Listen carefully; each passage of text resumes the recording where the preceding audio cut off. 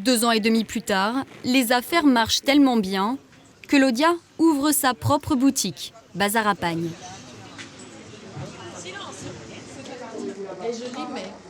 La plupart de la famille de cette nanette est toujours au Togo. C'est de là-bas qu'elle fait confectionner ses collections, qu'elle vend ensuite à Paris. Pour la première fois, Lodia va exposer ses tenues à la Cité de la Mode. Une heure avant, elle fait les derniers ajustements. La créatrice a vu les choses en grand. 100 mannequins vont porter ses tenues aujourd'hui. En ligne, je dois vous voir en fait.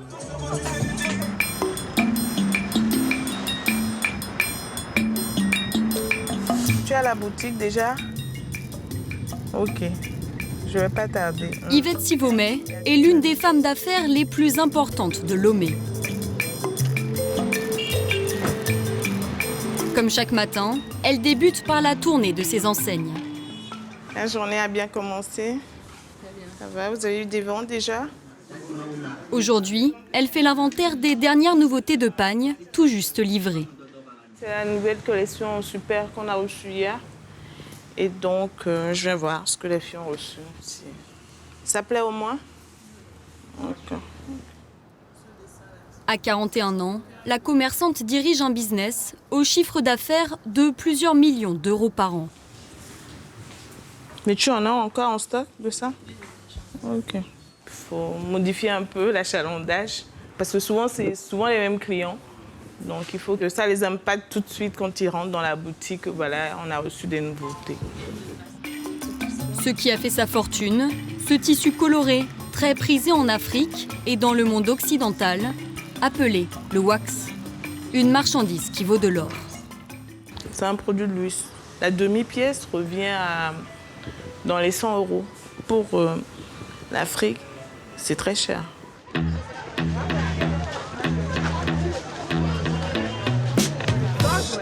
Depuis plusieurs années, le wax est partout. Des étals du grand marché de Lomé. Le tissu me plaît en soi. Là, maintenant, je suis en train de penser si ce serait mieux en accessoire ou en vêtements. Aux boutiques de prêt-à-porter partout en Afrique, jusqu'aux défilés de créateurs en Europe et aux États-Unis. Je pense que dans le wax, il y a quelque chose de tellement vivant qu'on ne retrouve pas dans les vêtements assez fades, assez lisses. Pas seulement dans le prêt-à-porter, mais aussi dans l'ameublement, les accessoires, les bijoux. Le wax envahit le marché du textile. Que ça soit dans les chaussures, en casquette, en jean, en veste aussi, ça se coud avec une détermination. C'est vraiment pour représenter l'habit africain, quoi. Colorée, graphique, cette étoffe imprimée à la cire s'inspire d'un tissu indonésien, le batik. Au XIXe siècle, les colons hollandais le font voyager de Jakarta à l'Afrique. Depuis, le wax est devenu un incontournable sur le continent, présent dans toutes les garde-robes et porté à tous les âges. Le wax, c'est aussi un tissu qui rapporte. Grâce à son commerce, des femmes togolaises font fortune dans la deuxième moitié du XXe siècle. On les appelle les nanabens. C'est les nanabens qui font le Togo. Mais qui ne connaît pas le nanabens, le monde entier sait ce que c'est. De 24 à 84 ans, aujourd'hui encore, elles sont un modèle de réussite, un symbole dans toute l'Afrique de l'Ouest et même au-delà du continent. Nous partons à la découverte de cette success story africaine, à la rencontre de ces femmes de toutes les générations qui ont réussi grâce au wax.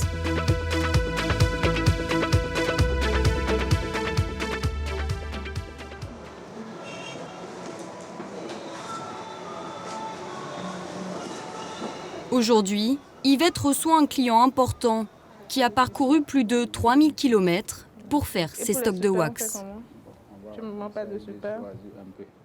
C'est un grand client de Brazzaville qui vient acheter, s'approvisionner chez nous, à Lomé. 40 ans, je fais commerce de pagne. En à peine une heure, la commerçante lui vend pour environ 50 000 € de marchandises. C'est tout ça. Et de l'autre côté également. Et on va faire des colis comme on voyait par voie aérienne sur Brazzaville. Tu n'as besoin de rien d'autre chez moi? C'est bon. Une grosse transaction comme celle-là, la femme d'affaires en fait plusieurs fois par semaine. 70% de ces produits seront ensuite revendus à l'étranger. Si le wax est aussi populaire en Afrique, c'est que c'est devenu un moyen d'expression essentiel pour la population. La majorité des pagnes a quand même une signification particulière. Comme je vous ai dit, ça peut avoir rapport avec la famille, l'actualité du moment, l'actualité politique ou sociale. Hein. C'est jalousie. C'est deux oiseaux qui se regardent. C'est la rivalité entre deux femmes dans un ménage, dans un foyer. Autrement, nous avons homme ingrat qui est là. Les hommes, on peut tout leur donner, tout leur offrir, et pourtant ils vont toujours voir ailleurs. Donc, forcément, ça parle de l'infidélité conjugale. Dans le business du pagne, c'est de sa mère qu'Yvette a tout appris. Car au Togo, le commerce du wax est un héritage qui se transmet aux filles de la famille sur plusieurs générations.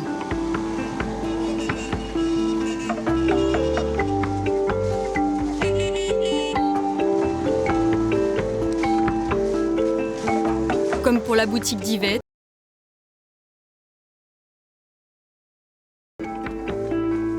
ici, c'est Maëva Aziable, 24 ans, qui tient les rênes de cette affaire qui dure depuis plusieurs décennies.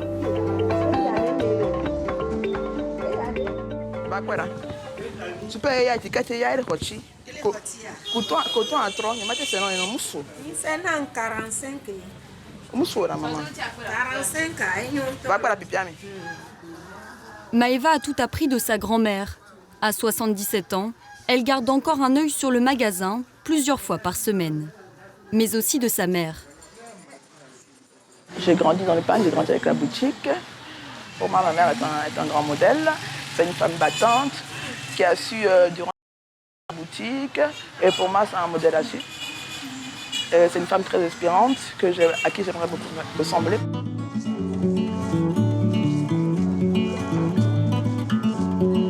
La grand-mère de Maëva nous emmène à l'étage, dans le petit musée familial.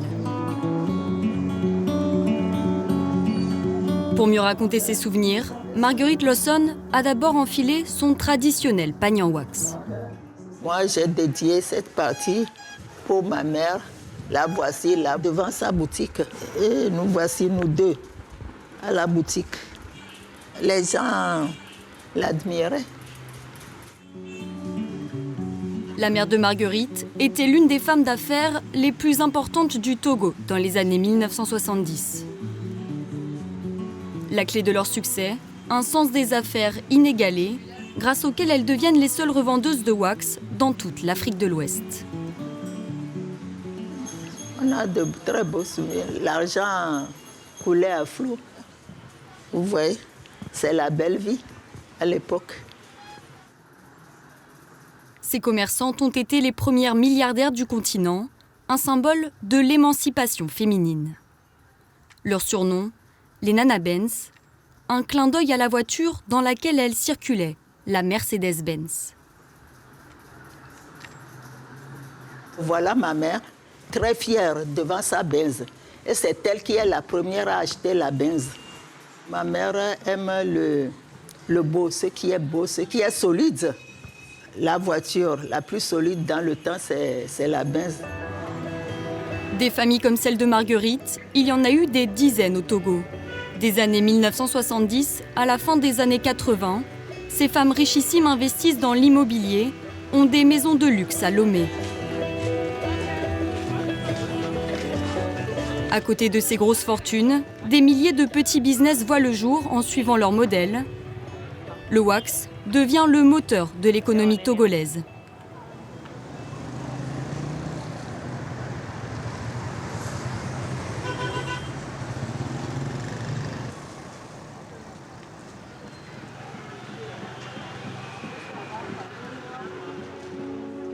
L'incroyable saga des Nana Benz n'aurait jamais vu le jour sans une entreprise qui a son siège à plus de 5000 km de là, aux Pays-Bas. Depuis plus de 170 ans, la marque Vlisco exporte du wax en Afrique. Aujourd'hui, on retrouve ces produits sur les podiums des Fashion Week. Numéro 1 des ventes de wax en Europe et en Afrique, en 2014, l'entreprise hollandaise cumulait près de 300 millions d'euros de chiffre d'affaires. Le verre, c'est qui tranche vraiment à pas un foulard, c'est fait pour être la pièce qui sort. On ne peut que connaître Vlisco. C'est les marques les plus connues, de wax, la plus connue, je pense, d'Afrique. Louis-Philippe Bartet dirige la succursale togolaise de la marque Vlisco. Il y a des aficionados de ça à chaque fois, ils achètent des nouvelles réinterprétations qui sortent. Ça, c'est une nouvelle regravure. Lequel ? Donc ça, ce dessin, c'est un nouveau dessin qui vient d'être réédité. C'est avec cette entreprise que les Nana Benz signent dans les années 1970 un accord d'exclusivité. Elles deviennent responsables de la revente du wax dans toute l'Afrique de l'Ouest. L'histoire a commencé avec des dames qui allaient au Ghana acheter des tissus pour revendre au Togo. Et avec la crise au Ghana dans les années 50, le business s'est déplacé au Togo. Et ces femmes très averties ont vraiment pris cette affaire et en faire quelque chose d'extraordinaire. Elles aidaient beaucoup la cité, donc elles étaient très bien vues. D'ailleurs, c'est ça qui a fait leur succès. Mais cet âge d'or des Nana Benz s'assombrit dès la fin des années 1990. En Afrique de l'Ouest, le franc CFA est sévèrement dévalué. La monnaie perd la moitié de sa valeur. Les clients se tournent vers des alternatives à bas prix. C'est alors qu'un nouveau concurrent envahit les marchés. Depuis cette époque, on trouve du faux wax fabriqué en Chine dans la quasi-totalité des étals et des magasins de Lomé.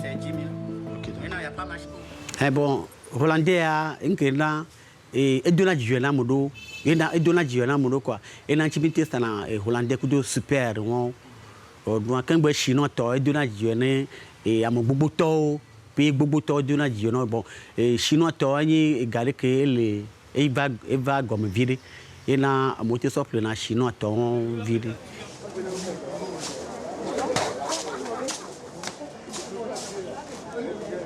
Sylvain Combaté est styliste depuis 4 années.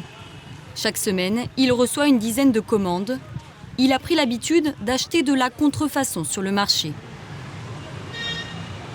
Couper fleurs, on sort à Ouadi. Et voilà le tissu pour la robe. Je vais faire une robe qu'une cliente a commandée. Sa marque privilégiée, la chinoise e-Target, devenue un incontournable au Togo. Son plus gros atout, un prix défiant toute concurrence. Par exemple, les super Vlisco, on peut avoir 60 000 francs CFA en allant à 75 000 francs CFA. Alors que quand tu prends les 60 000 francs CFA, tu auras au moins 10 pagnes de tissu e-Target. Là, ta garde-robe sera remplie. Un coût jusqu'à 10 fois moins cher donc, avec sur les étoffes les mêmes couleurs, les mêmes dessins que ceux du véritable wax hollandais. Oui, c'est les mêmes motifs parce que les Chinois, ils ne font que copier l'original, le Vlisco. Ils ne font que copier le tissu Vlisco.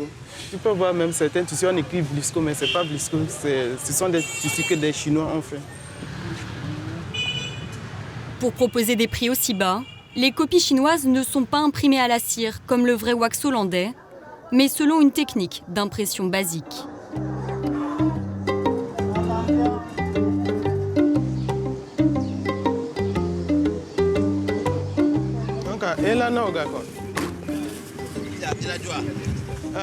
De retour dans son atelier, dans le quartier de Nufaku, au nord-est de Lomé, Ah, tu as fini par trouver? Oui. Sylvain Combaté retrouve sa mentor, Nini Nikwe.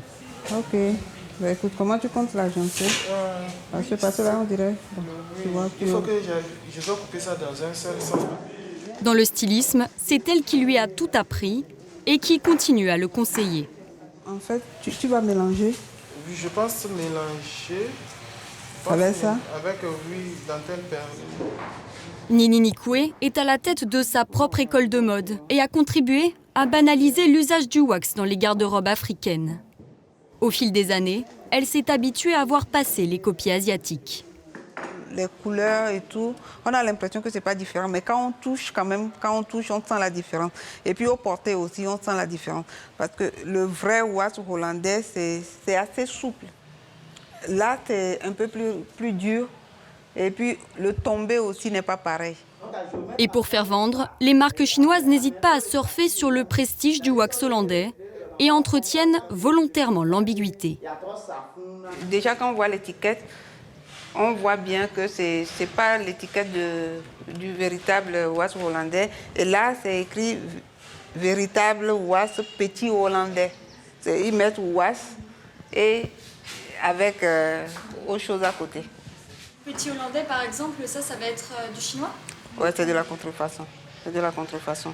Parce que ça, c'est pas hollandais. Même pas un peu.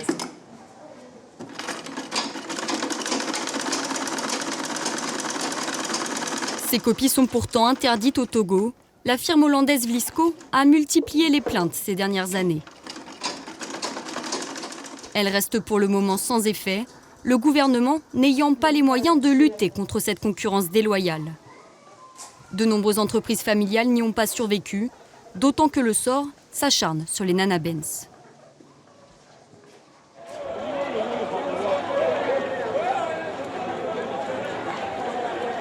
Le 12 janvier 2013, le marché central de Lomé brûle.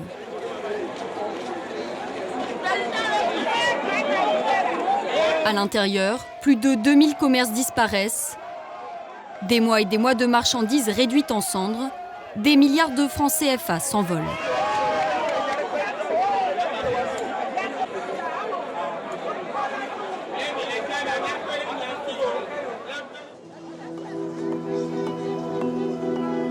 Six années plus tard, le grand marché est resté un terrain vague abandonné, vestige d'une époque où le commerce était florissant.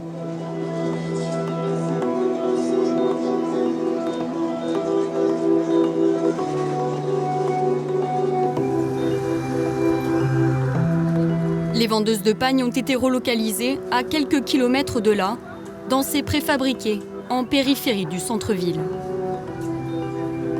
Au marché d'Agbadaonou, le calme contraste avec l'euphorie de la période dorée. De nombreuses commerçantes vivent encore dans le traumatisme de l'incendie. J'étais à la maison avant qu'on nous a appelé que vraiment il y a l'incendie. Moi, je croyais que c'était une petite affaire, mais vraiment, c'est lourd, difficile à supporter. Il y a les amis qui sont tombés, il y en a qui sont devenus des malades, mais par la grâce de Dieu, nous aussi, on est là. On a tout perdu. On a tout. Le marchandise, le magasin, tout. Ils ont brûlé.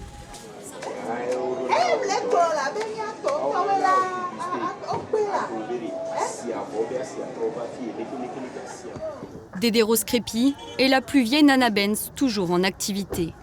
À 84 ans, elle a fait faillite pendant l'incendie du Grand Marché. Mais au prix de nombreux sacrifices, elle a réussi à remonter une petite échoppe devant laquelle elle trône avec fierté. Aujourd'hui, c'est le grand jour. Les gens vendent 28 pièces. Je perds que 200 pièces, 300 pièces par jour. Et puis, on ne vend rien. On ne vend rien. Je ne sais pas ce que l'avenir va donner aux gens, aux filles, à nos filles.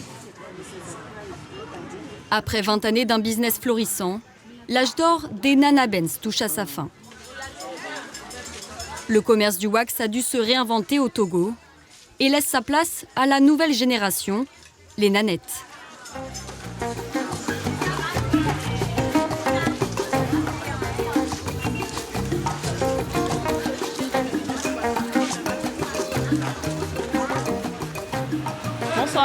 arrivé.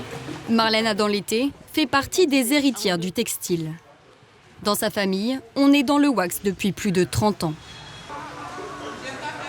Cette petite fille de Nana Benz a étudié à Paris le droit social et le management pour mieux faire face à la concurrence. Est-ce qu'on a des pliés? Vous avez vu à quoi ça ressemblait un peu? Sa marque Winawax n'a que 6 ans et elle connaît un grand succès. C'est bon? La femme d'affaires a même ouvert une boutique à Dakar. Il y a ça aussi qui est sympa. Pour elle, pas question de revendre comme les Nana Benz des tissus fabriqués aux Pays-Bas.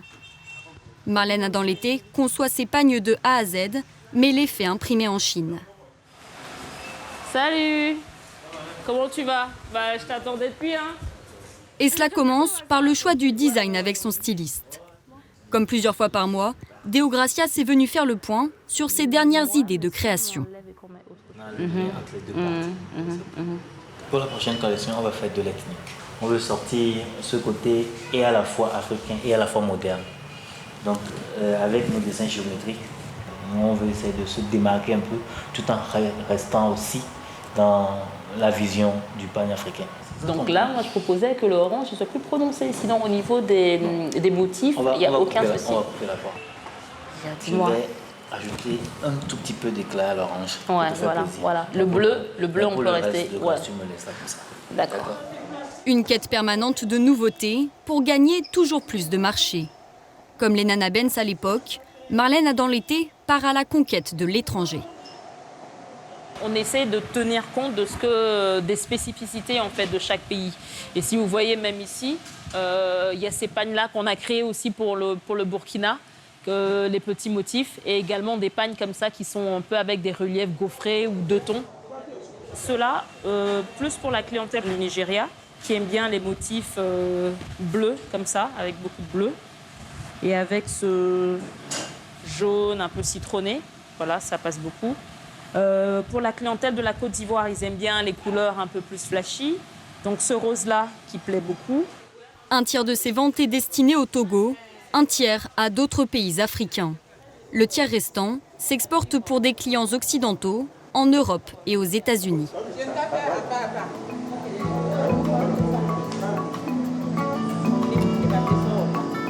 Pour répondre à la demande, c'est à l'atelier, en périphérie de Lomé, que Marlène supervise la fabrication du prêt-à-porter.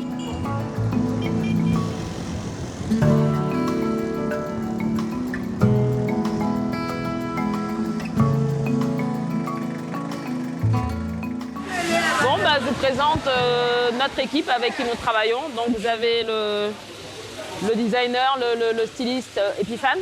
C'est lui qui est responsable de tout l'atelier.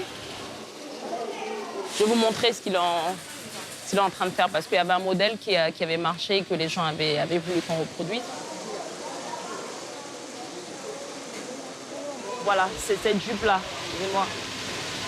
Les femmes, elles aiment bien, comme un peu ce que j'ai porté avec le cuir, avec une partie cuir et puis l'autre en tissu. C'est un modèle qu'on vend beaucoup, on l'a beaucoup vendu aux États-Unis. Voilà, il y a cette robe aussi, voilà, qui se porte comme ça, qui est une robe un peu portefeuille. Ici, une trentaine d'employés s'affairent à la préparation de sa prochaine collection de vêtements. Pour proposer des produits à prix accessible, Marlène n'utilise pas le tissu de luxe de la marque hollandaise Vlisco. Elle a même dû faire une concession majeure. Même si elle design elle-même ses modèles, tout le tissu utilisé pour les vêtements a été fabriqué en Chine. C'est vrai qu'on a l'image de la Chine où c'est forcément pas de la bonne qualité alors que c'est faux. Ils ont commencé vraiment à produire des pagnes de très bonne qualité. C'est ça qui nous a amené donc à travailler avec des fournisseurs chinois qui ont répondu vraiment aux attentes du client, que ce soit au niveau de la qualité, que ce soit au niveau du prix. Ces vêtements se vendent entre 20 et 150 €. Une stratégie payante puisque sa marque s'exporte aujourd'hui dans le monde entier.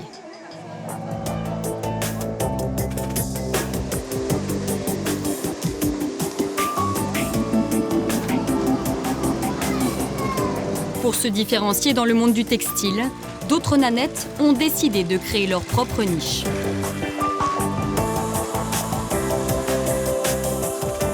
C'est le cas de Jackie Atanji, drapée en wax jusque dans les moindres détails.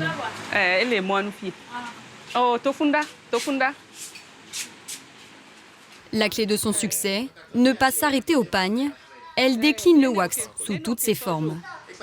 Parmi nos produits qui plaisent beaucoup, nous avons les carnets en wax, comme ça. Nous avons aussi les étuis à lunettes, qui marchent pas mal. Pareil, il y a deux tailles, il y a la grande taille pour les lunettes de soleil et la petite taille pour les lunettes de vue. Là, la dernière collection de lampes, c'est un mélange de wax avec du basin et un ruban en coton. À l'avant-garde, cet autodidacte a créé sa ligne d'accessoires il y a plus de 14 ans.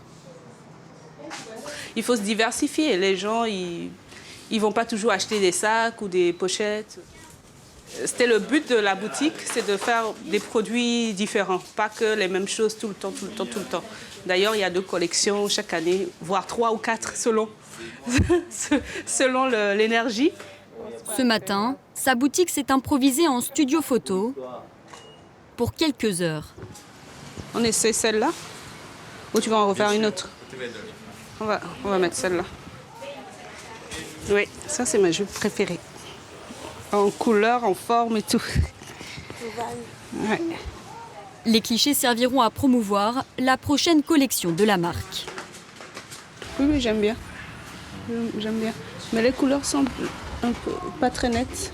Ouais. Ou c'est peut-être... On va travailler le contour après. Ok, d'accord, ça marche. Ces colliers les plus sophistiqués peuvent coûter jusqu'à 150 €. Jackie Atanji vise une clientèle haut de gamme, séduite par son concept de Made in Africa. J'ai une dizaine d'artisans au Togo, une dizaine dans la sous-région. Je veux faire travailler les gens qui ont des compétences, qui ont un métier, qui savent faire des choses. Donc, sur une pièce, des fois, on peut être 4 à intervenir. Moi, je fais mes dessins, je fais les premières découpes, le maroquinier récupère. L'ébéniste va intervenir dessus parce qu'il y a une pièce en bois. Vraiment, ça, c'est ma marque de fabrique. Depuis plusieurs années, les accessoires et vêtements en wax s'invitent sur les podiums du monde entier.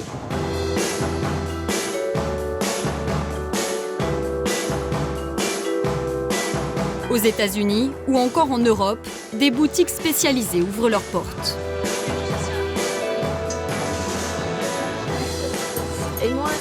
Lodiak Pozro s'est lancé dans l'aventure il y a 4 ans dans le centre de Paris. C'est fini? Les autres, c'est fini? On va le mettre à l'intérieur, le top à l'intérieur. On va prendre une ceinture, une large ceinture pour mettre avec. En juillet dernier, les 20 mètres carrés de son magasin ont été pris d'assaut. Mettez-vous plus là-bas, les gens qui ne sont pas encore validés, comme ça je vous donne tchac. Juste là. Tes talons sont où? Va le chercher. La créatrice supervise les derniers essayages pour un défilé qui est prévu dans un lieu branché de la capitale. C'est comme ça. Il y a beaucoup de stress parce qu'il y a le temps qui passe. Il faut qu'on parte. Et puis il y a les dernières personnes à habiller. À chaque défilé, c'est un défi que je me mets encore plus. Donc celui-là, c'en est un. Et il faut que j'arrive à tenir ce défi-là. Voilà. Sinon, ça va pas aller. C'est bon, tu peux venir. Ses tout débuts dans le business remontent à 2013. À l'origine de la réussite de la jeune femme, cette écharpe en wax appelée le snood. C'est une écharpe en tube. Au lieu d'être une écharpe toute simple, et tu le mets autour du cou, un peu comme ça. Je me déplaçais avec ma valise et puis c'était à Châtelet. Et donc j'étais là-bas et puis je vendais. C'était mon point de rendez-vous avec les gens qui me contactaient. J'avais mon appartement, j'ai changé en showroom et je le vendais comme ça. Et disons que je dealais un peu le snood, surtout à Paris. 2 ans et demi plus tard, les affaires marchent tellement bien que Lodia ouvre sa propre boutique, Bazar à Pagne.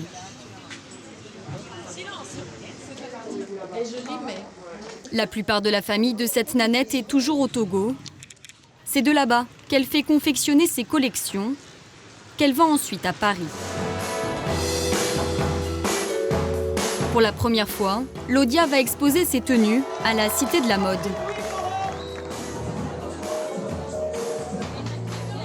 Une heure avant, elle fait les derniers ajustements. Reste là-bas. En ligne. La créatrice a vu les choses en grand. 100 mannequins vont porter ses tenues aujourd'hui. En ligne, je dois vous voir en fait.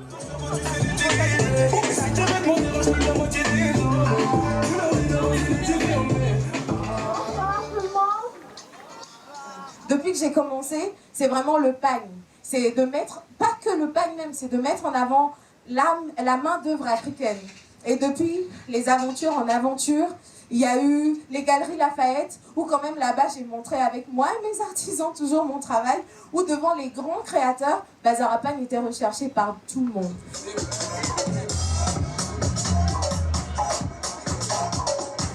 « 650 personnes sont venues assister à l'événement, un pari gagné pour Laudia.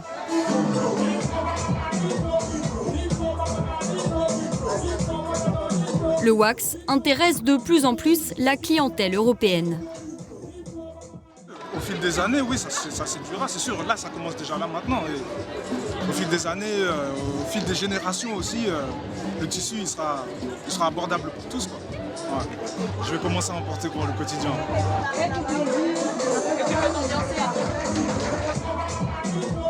Dans le wax, il y a quelque chose de tellement vivant qu'on ne retrouve pas dans les vêtements assez fades, assez lisses. C'est ça qui fait que ça plaît. Et ce jeu de couleurs, à chaque fois on est surpris, à chaque fois on est surpris de cet imprimé. Et finalement on se dit, je ne l'aurais pas porté comme ça, tiens, ça donne pas mal. Et d'avoir une autre vision sur le wax, je pense qu'on arrive à interpréter naturellement ce tissu-là. Et c'est peut-être sûrement pour ça que ça plaît, quoi. Et il y en a tellement, et donc il y en a tellement pour tous les styles. Depuis le défilé, Laudia a reçu des demandes de collaboration de la Belgique et même du Canada. Les princesses du wax n'en finissent pas de conquérir le monde.